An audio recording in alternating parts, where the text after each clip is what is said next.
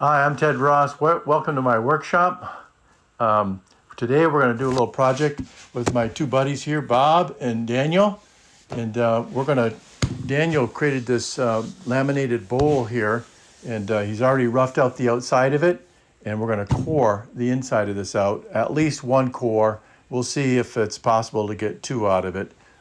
It's not a straight wall. It's coned in at the top a bit, so it's going to restrict us a little bit on what we can get out of it. But that's what we're going to do today. And this is a little bit different project. I haven't done anything like this with a laminated bowl before. Most of the coring that I do is with green wood. This is dry wood, so that also will be a challenge for us. So hopefully we'll be successful, and we'll see how it goes. Okay, so first thing we want to do is mark out where we want to core this.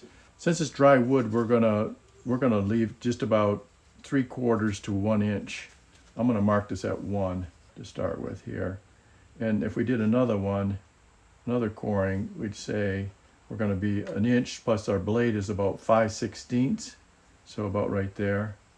And then we go another inch, it'd be about right here. And I don't know that it's gonna be worthwhile for that one, but we'll see here. So you're What we might do is bowls. Yeah, we might do is cut the big one first, and if we're successful with that, then we can remount that one and core the centerpiece. So we're going to go ahead and cut a little groove in these, and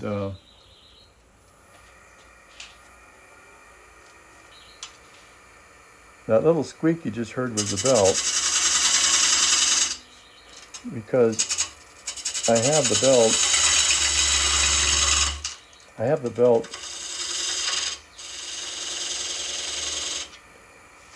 just a little bit, so that if we get a jam in there, it'll stop without tearing it up. Oh, okay. So the belt on the lathe is a little bit loose. Oh, okay. All right, so now the next thing we want to do is pick out the blade. We got a couple different blades here. Let's see. Yeah, we got a couple different blades that are possibilities. So one of them has a little bit more curve to it than the other one. And I think this one here is the one that we're going to end up using, because it's this bowl is pretty steep. And but this is a possibility as well. And we want to do is look at how the depth we want to go into the bowl, and where we're going to go enter the bowl in there. So we mount this above the bowl where it's going to move into the groove here, and see what our curvature looks like compared to the curvature of the bowl. That one doesn't get as much out of it, I think, as what we can possibly get. And I think this one here, it will. And it looks like it will reach the bottom of the bowl, just barely. And we get a little bit more cut right here, so that we essentially save more of the wood, right?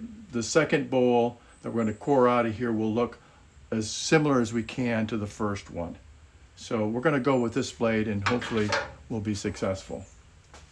Next, we'll mount the turret on here to hold our piece. And by the way, this is the McNaughton system.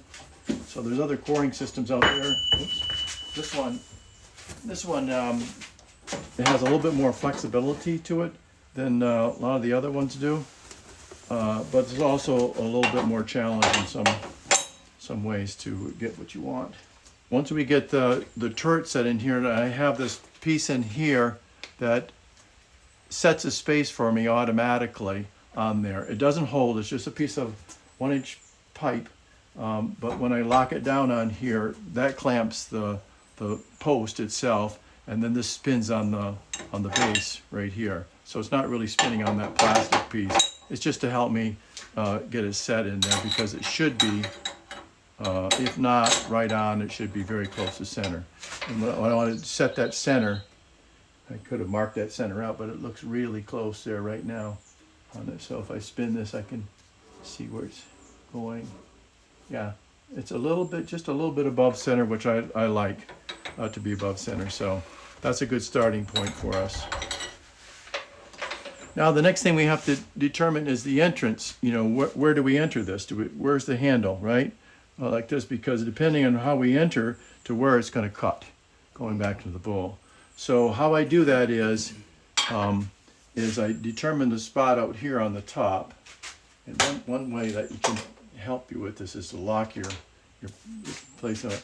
And then mark up here on top and say, that's as deep as we want to go. That'd leave us about 1 inch in the bottom of the bowl, okay? That's not taking into consideration though that we've got a recess in here. So we probably want to be just a little bit above that.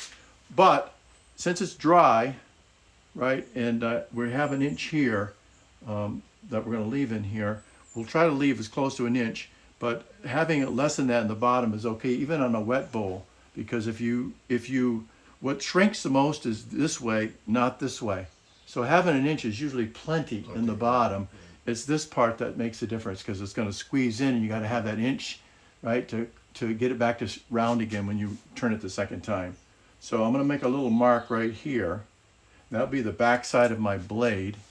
And I'm going to put that blade up here, like that, on that mark, and the front of the blade right here, where it's going to go enter into the groove, but pretty much like that. Okay, and then what I'm going to do is swivel this blade out just like it was going in there, and see where that handle points. Okay, pointing right at the camera, pretty much. So that's where I'm going to start. That's going to be my entry point into the piece. If I start over here, okay, like this, then I'm going to go in like that, right? And I'm not going to get as deep as I want to in the piece, right?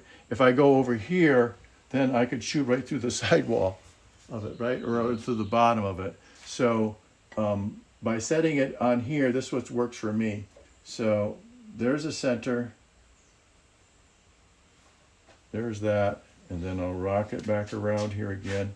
And you just try to keep the blade moving about the same. So I'm actually just a little bit past the camera, but I like to go just about, so I'm going to enter it right about there when I enter the piece. All right, so we're ready to set up here to get started. So we'll put that in the groove. We'll move this up just to this point right here, because we want to stay full contact of the blade in between the turrets. If I move this all the way up to here, I don't have as much strength on the blade in there. So, and then we'll move it up later. The only problem is we moved my basis point, which was the camera, but I think about right there was about where we were at. And then I can also see, as I'm moving in here, I'm looking at this, I can see that I'm going to start traveling in right away with the way the blade is curved. So if I was way out here like that, in the groove still, I can see that blade's going to start heading out that direction, and that's not good. So, I mean, when I look at this, I could possibly go in a little bit further even, but I can also have a little bit of flexibility here with this. So I'll just keep it closed in there. So we're ready to start. We'll see what happens here. I usually do this around, I'm going to start out about 500. And then we may move it up a little bit, but I'm going to start out at 500 RPMs on it. And then just move the blade in here.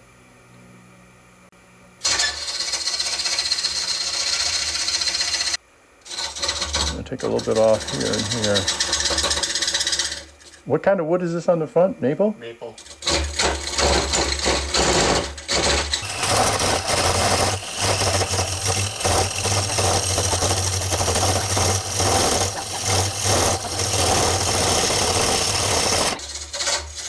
Put a little bit of a V out here on the outside to help relieve the there. Fine line between, do I want this or do I want that? Exactly. Yeah. Get whatever you want. That's part of the problem right there. I'm too high.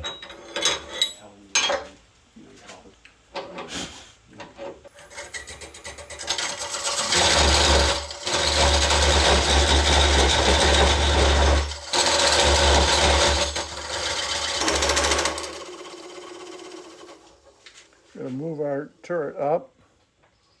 Give it a little bit more support. Check again. Yep, let's do that. It's good. Most of the vibration is, what we're hearing now is a lot of squealing. The vibration normally is not that normal, but the squealing like that, a lot of times you get back in there, it'll squeal.